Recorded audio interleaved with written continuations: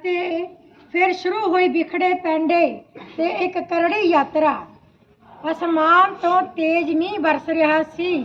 ਹਵਾ ਬਹੁਤ ਸਰਦ, ਜਿਵੇਂ ਤਿੱਖੇ ਤੀਰ ਪਿੰਡੇ ਵਿੱਚ ਵੱਜ ਰਹੇ ਹੋਣ।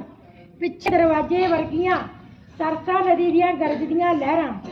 ਮਾਤਾ ਗੁਜਰੀ ਜੀ ਨੇ ਆਪਣੇ ਛੋਟੇ ਸਾਹਿਬਜ਼ਾਦਿਆਂ ਨੂੰ ਸੀਨੇ ਨਾਲ ਲਾਇਆ। ਮਾਤਾ ਗੁਜਰੀ ਜੀ ਦੀ ਗੋਦ ਦਾ ਐਸਾ ਸਹਾਰਾ ਜਿਵੇਂ ਕੋਈ ਦੀਵਾ ਹਨੇਰੇ ਵਿੱਚ ਚਮਕ ਰਿਹਾ ਹੋਵੇ।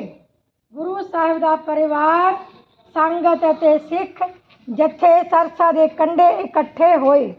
ਬੱਦਲਾਂ 'ਚ ਚਮਕਦੀ ਬਿਜਲੀ ਵਿੱਚ ਕਦੇ ਕਦੇ ਕੁਝ ਚਿਹਰੇ ਨਜ਼ਰ ਆਉਂਦੇ ਜਾਂ ਸਰਸਾ ਨਦੀ ਵਿੱਚ ਆਏ ਪਾਣੀ ਦੀ ਤੂਫਾਨ ਦੀਆਂ ਖੌਫਨਾਕ ਛੱਲਾਂ ਹੀ ਨਜ਼ਰ ਆਉਂਦੀਆਂ। ਸੰਪੂਰਨਤਾ ਕੀਤੀ ਤੇ ਹੁਕਮ ਕੀਤਾ, ਸਰਸਾ ਨਦੀ ਪਾਰ ਕਰਨੀ ਹੈ। ਉਸ ਰਾਤ